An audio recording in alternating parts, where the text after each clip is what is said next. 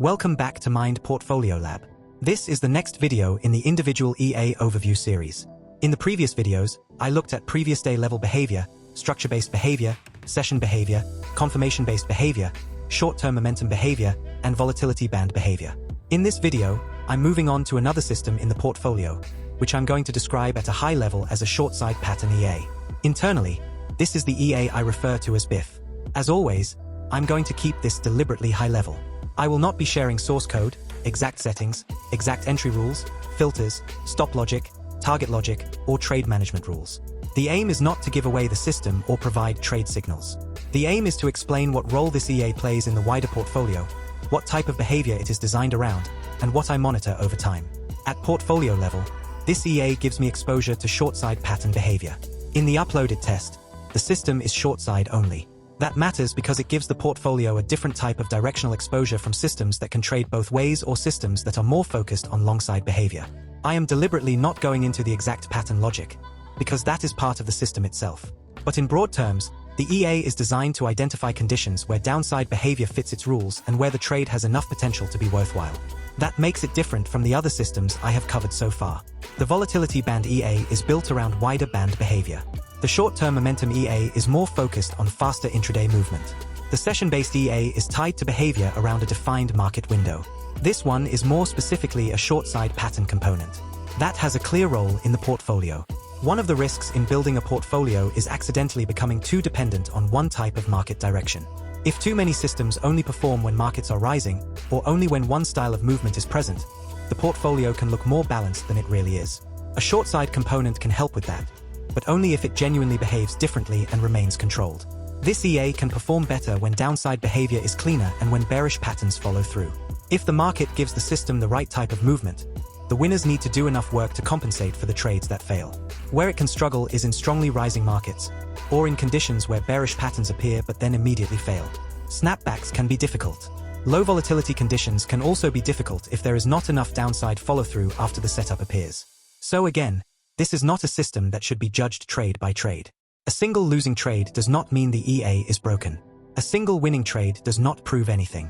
What matters is whether the system continues to behave in a recognizable way over time. The uploaded backtest gives useful context, but I am not treating it as proof. In the uploaded test, the EA has 37 trades. The win rate is 40.54%.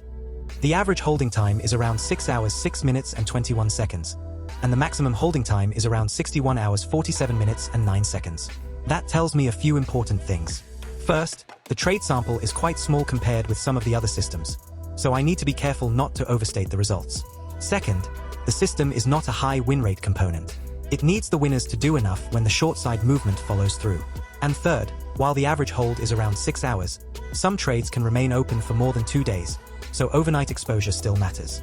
This is why I look beyond the headline result.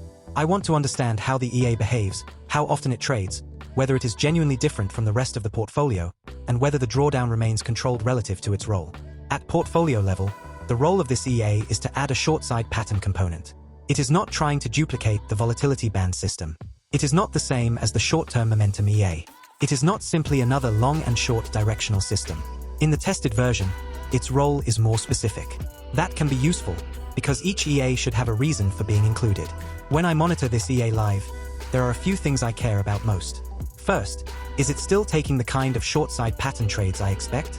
Second, are losing periods within a normal range for the system? Third, does live holding time remain broadly recognizable? Fourth, are winners still large enough when bearish moves follow through? And fifth, is the sample size large enough before judging the system? That last point matters with this EA because the trade count is lower. With a smaller sample, it is easy to overreact. A few wins can make the system look better than it is. A few losses can make it look worse than it is. So the discipline is to monitor it carefully, but not judge it too quickly. So, to summarize, this EA is a short-side pattern component in the portfolio. It is designed to give the portfolio exposure to a more specific type of downside behavior. It has a selective trade profile, a lower win rate style, and a role that depends on bearish moves doing enough work when conditions suit it. The backtest is encouraging, but I am not treating it as proof.